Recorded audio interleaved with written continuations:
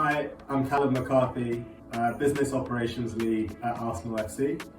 I've been in this role for about 6 months now. I previously was working in management consulting and before that studied engineering. So I've had a different path to eventually working in football right now. My day currently looks very different from week to week. I support the managing director with different projects across the club. Some of those projects are very long term, looking out 10 to 15 years in the future. Some of those are immediate, more emergency situations that we need to sort out day to day, whether that's for a particular match or associated with something else that we've got going on around the club on the business side or the football side. I really enjoy what I do working in football now, but it's not where I originally started in terms of a plan for my career.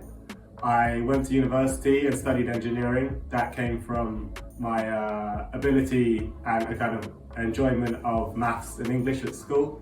I also was very good at kind of the sciences and physics, and so went into the path that I thought would work out best based on my interests and my skills. I really enjoyed doing an engineering degree. The practical nature of it, the problem solving, was really interesting for me.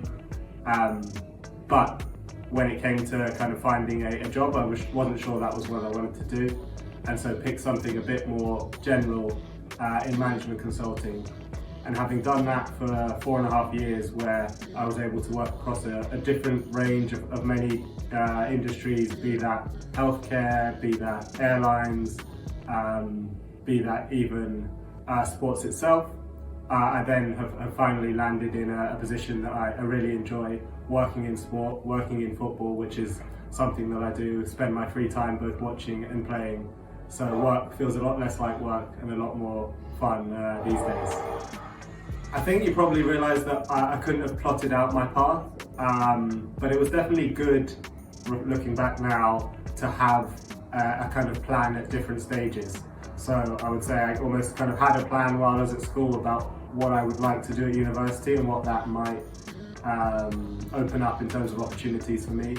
The plan probably changed a bit during university when I realised I didn't want to be an engineer, and then the plan changed probably again when I became a consultant and then thought, what do I want to do next? So I think it's good to have a plan, because what it does is it gives you something to work towards.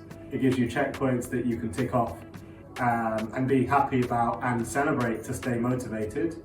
But it's good to have a plan that you're willing to deviate from, because I think deviation could be good. I'm very happy with where I'm sat now. I wouldn't have had that in my plan originally, but given what I've gone through, given the changes to the plan I've made, I'm very happy looking back now as to where it is. I couldn't tell you exactly where I'll be in another 5 years or 10 years time, but I start to build a plan of what that might look like, which helps me then narrow down and focus in where I want to put my efforts in going forward.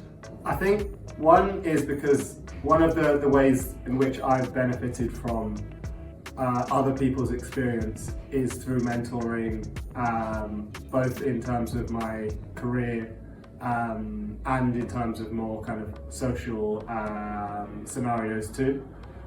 I think mentoring means that you can learn from the experiences of others who have gone through either similar points in their life or career as you, or actually can open up new things that you wouldn't have even considered as possible or potential for you, because they can see that within you there is the potential to go after that, go and do that, go and achieve things.